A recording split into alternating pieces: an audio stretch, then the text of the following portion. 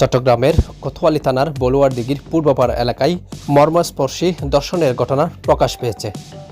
নিজের 10 বছরের কন্যাকে ধর্ষণের অভিযোগে গ্রেফতার করা হয়েছে প্রদীপ কুমার বণিক নামে এক ব্যক্তিকে।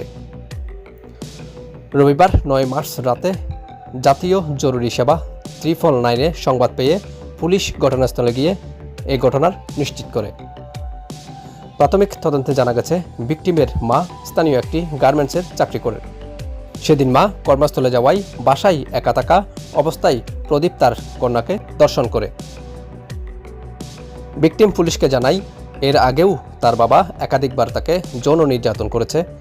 এবার মায়ের পরামর্শে বর্ষা একটি মোবাইল ফোনে গোপনে তার বাবার অপরাধের ভিডিও ধারণ করে, যা পরে পুলিশের কাছে হস্তান্তর করা হয়। ওই ফুটেজই অপরাধের গুরুত্বপূর্ণ প্রমাণ হিসেবে বিবেচিত হয়েছে।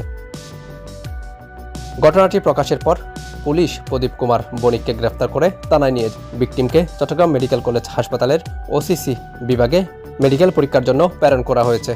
স্বাস্থ্য পরীক্ষার রিপোর্ট আইনগত প্রক্রিয়ায় জমা দেওয়া হবে বলে জানান ওসি। গ্রেফতারকৃত আসামি প্রদীপ কুমার বণিক চকবাজার মতি টাওয়ার মার্কেটের সিকিউরিটি গার্ড হিসেবে কর্মরত ছিলেন।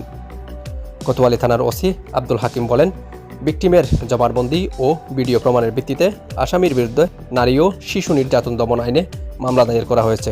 তাকে আদালতে সোপর্দ করা হবে।